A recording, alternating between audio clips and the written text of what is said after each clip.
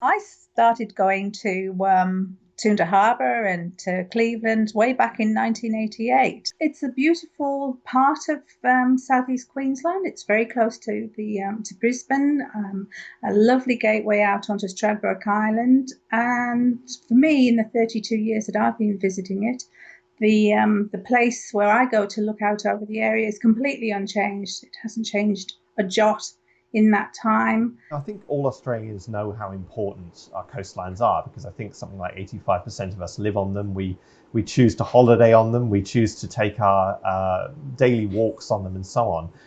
But they also obviously provide us with, as you've indicated, enormous ecosystem services from coastal protection as amongst many other almost invaluable economic benefits.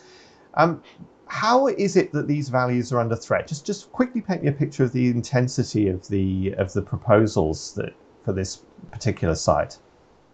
The particular site, it's part of the Moreton Bay Ramsar site. The private developer is going to build out onto the wetland area itself. 43 hectares will be removed. And if I try to quantify that, well, I look at that as about 22 MCG playing fields. So let me get this right, Judith. So you're talking about 3,500 apartments on an area about 22 times the size of the MCG, but you're talking about this being built directly onto the wetland. Is that correct? That's absolutely correct, Simon. See, what I don't understand about these situations is, I mean, we had a number of very high-profile cases in the distant past in Australia, one of which was the federal government rejecting sand mining on what has since become Ngari and Fraser Island World Heritage Area. We have, these are internationally protected, these are protected wetlands. They're not only protected internationally, we signed up to a pledge to protect them.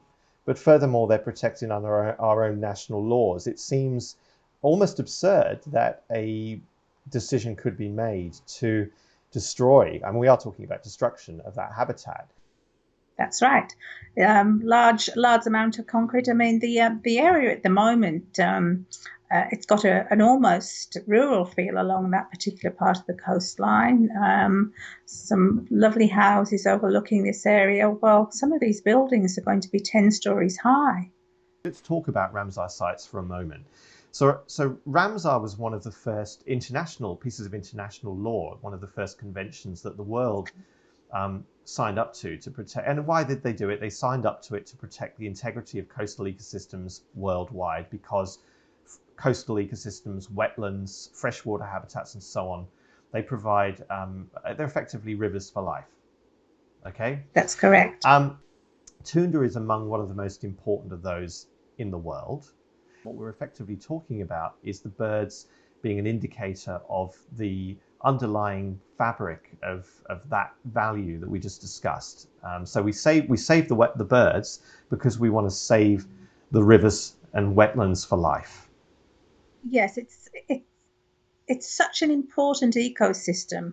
You know, it heaves with life. We've got birds, as I've mentioned, fish, turtles, and I guess it's like a pump for life. We have a wonderful system that we're going to remove, excise permanently. Birds that depend on it, fish that depend on it, are going to have to relocate.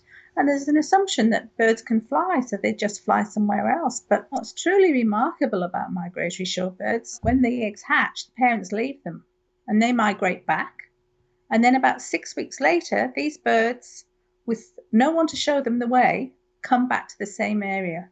That point you made a moment ago about the young birds leaving after the parents and flying on instinct halfway around the world to arrive is the very reason why we can't assume that they'll just move somewhere else, because they're pre-programmed to arrive in Toondah. They're pre-programmed to survive in the place that will be ultimately destroyed if this development goes ahead.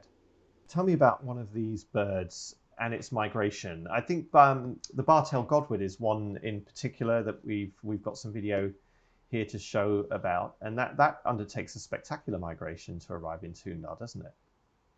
Yes, well, they all do. But let's talk about the Bartail godwit. It's listed as vulnerable. We know from tagging that has been done by dedicated people in Queensland that it flies from Toondah to the Yellow Sea where it stops off, goes to Alaska, breeds, and then we now know that at least some of them return in our winter non-stop.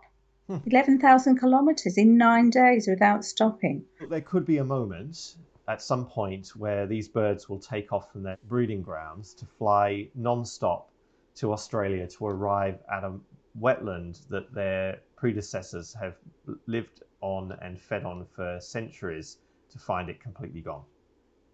Yes, that particular area, that particular part of it, yes, it's gone. We've all been isolated for so long. And I think this is probably a time when many Australians will be valuing their outdoor places a lot more perhaps than they have. What did we say yesterday when we were talking to each other? You don't miss things till they're gone. Judith, if this development was to go ahead, how would it make you feel personally, and how do you think it would make the community feel personally? Oh, that's a tough question, Simon, because just the thought of that makes me tear up.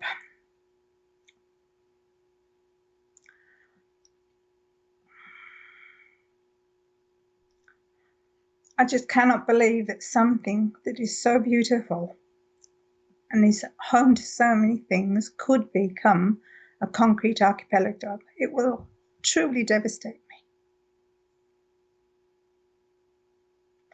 From the community, I'm not alone.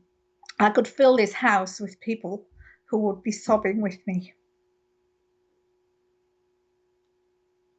Well, thank you very much for your honesty. I think it's really important. Thanks, Judith. Last year, you ran a project called Line in the Mud.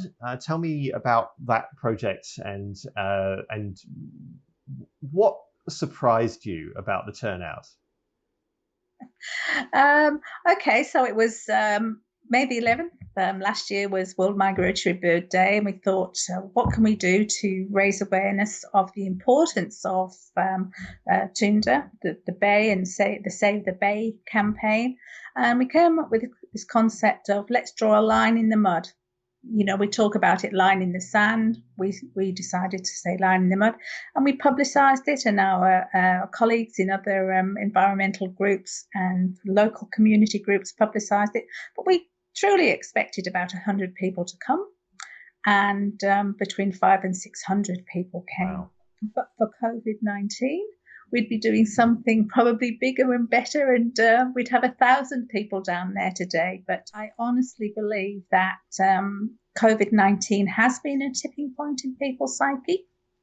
I think when you can't do something, you actually realize, well, hi, nature connects us, birds connect us, people who fish, they're connected to nature. So when that happens, it does lead to a change in how people feel. And that was very much in evidence across Queensland last weekend. And I'm sure it will be this weekend as well. So what is your hope and your final plea to the Australian government?